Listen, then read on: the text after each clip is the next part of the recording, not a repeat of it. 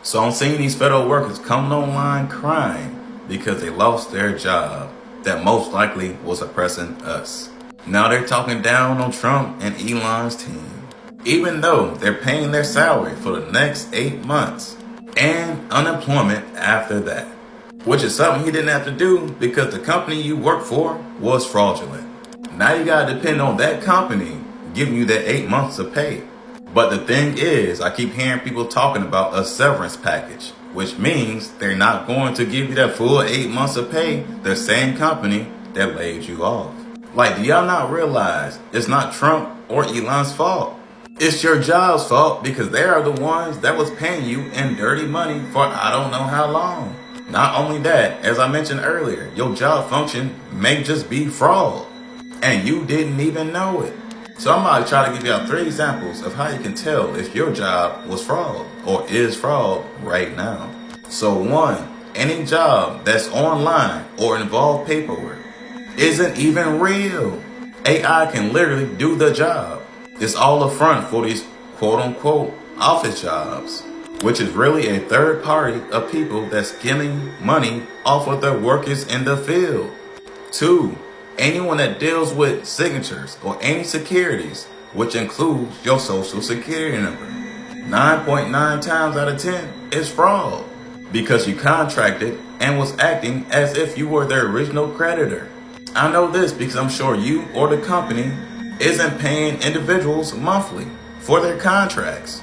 It's clearly the other way around. The original creditor are paying y'all back for their own credit. 3, if your job involved a license is a pass to do unlawful acts. All legal actions are not lawful. Crazy, right?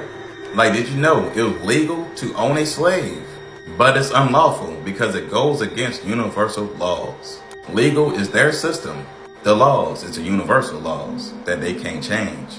For instance, you need a license to sell cars because you're committing fraud in every contract you make, because they coerce you to register your property to the state after you just paid for it with your social security number.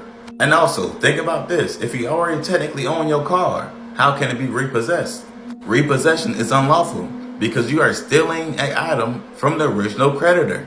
This is why you need a license to be a repossession agent, so they can legally steal a car that's lawfully yours. And we got doctors that also coerce you into contracts while knowingly damaging you with quote unquote medicine, which is unlawful. And again, a license prevents legal action because they are working for the beast system. They can't even tell you the truth about disease or they'll lose their license. Then we got insurance agents. You may as well say they're almost like security transfer agents. They can transfer property under your social security number to other accounts, just like what we think banks are. I mean, at the end of the day, we all know insurance is a scam.